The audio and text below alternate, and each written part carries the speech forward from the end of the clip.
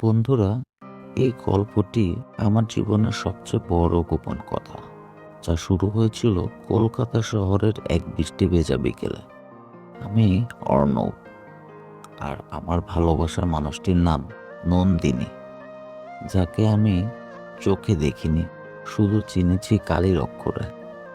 আমার মনে আছে সেই দিনের ঘটনা। পুরনো বন্ধুদের একটা চিঠি লিখতে গিয়ে আমি ভুলবশত ঠিকানা ভুল লিখেছিলাম। স্রেফ একটা সংখ্যা বদলে গিয়েছিল। আমার লেখা চিঠিটি তার বন্ধুর কাছে না গিয়ে পৌঁছেছিল মেঘে ঢাকা এক অচেনা পাহাড়ি শহর শিংলংয়ে। শিংলংয়ের এক পুরনো কাঠের বাড়িতে।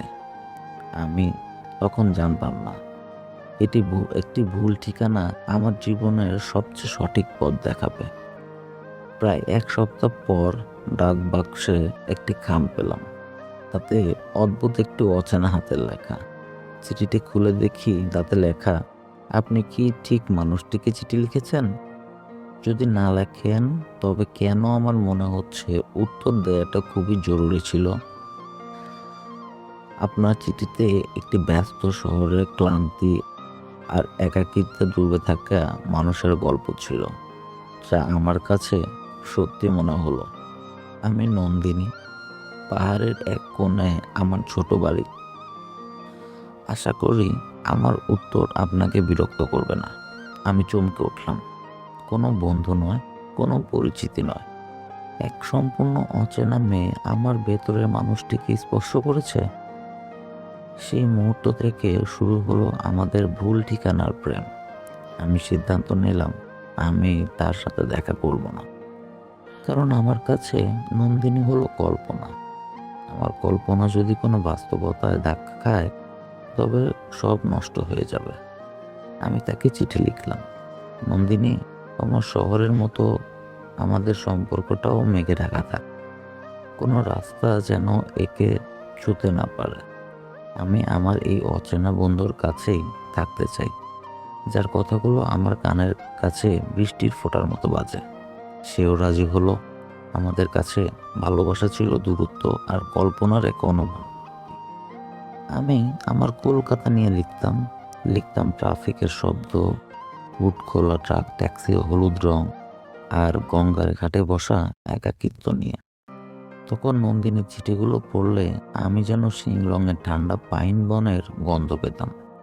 সে লিখেছিল, আমার শহরটা জানে না কত সহজে সে মেঘে ডেকে যায়। মেঘগুলো যেন আমার কান্না চাপা মেঘগুলো যেন আমার চাপা কান্না, যা কেউ দেখতে পায় না।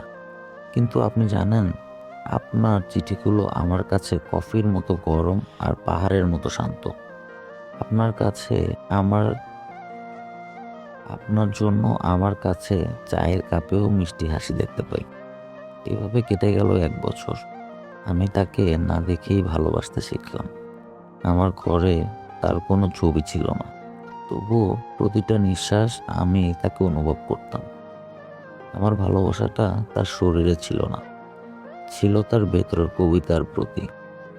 হঠাৎ একদিন সব বন্ধ হয়ে গেল। 1 সপ্তাহ, 2 সপ্তাহ, তারপর 1 মাস। আমার অপেক্ষাটা তখন প্রতিটা ডাকঘরের লাল বক্সে বন্দি। আমি রোজ চিঠি লিখি, কিন্তু ফিরতি চিঠি আসে না। মনে হয়তো যেন মেঘে ঢাকা শহরটা তার ঠিকানাটাকেই পাল্টে ফেলেছে। আমার ঘুম ভেঙে যেত গভীর রাতে। মনে হতো দরজায় কে যেন ডাকছে।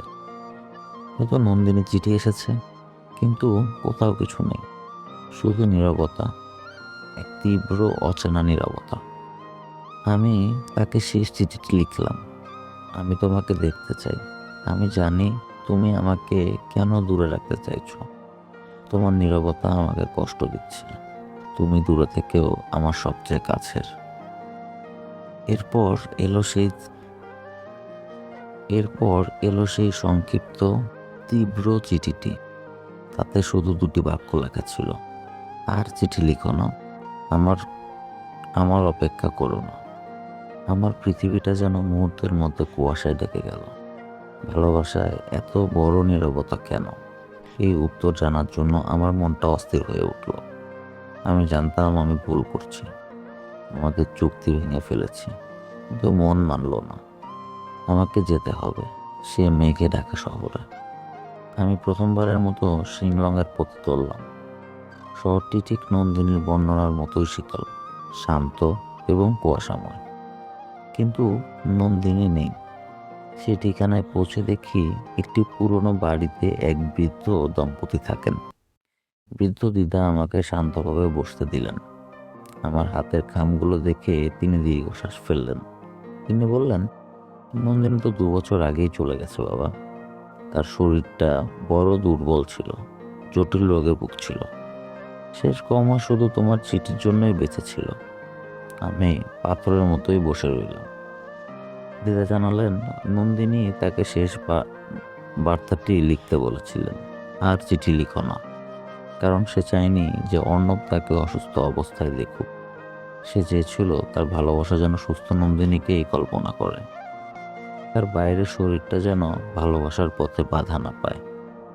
মৃত্যুর আগে নন্দিনী তার দিদাকে একটু অনুরোধ করেছিল, আমার অর্ণবকে বলো আমার শরীরের দুর্বলতা যেন তার ভেতরের অনুভূতিকে দুর্বল না করে। সে যেন আমাকে শুধু কল্পনাতেই ভালোবাসে, কারণ আমি তো তার থেকে দূরে নেই। মেঘে ঢাকা এই শহরের মতোই আমি তার হৃদয়ের গভীরে লুকিয়ে থাকবো। আজও আমার কাছে নন্দিনী সেই চিঠিটা আছে। চিঠিটা ধরে যখন আমি পাহাড়ের দিকে তাকাই, তখন মেঘে ঢাকা শহরকে আর রহস্যময় মনে হয় না। মনে হয় ভালোবাসাটা তার শরীরে ছিল না, ছিল তার ভিতরের কবিতার প্রতি। আর সেই কবিতা আজও আমার কণ্ঠেই আছে।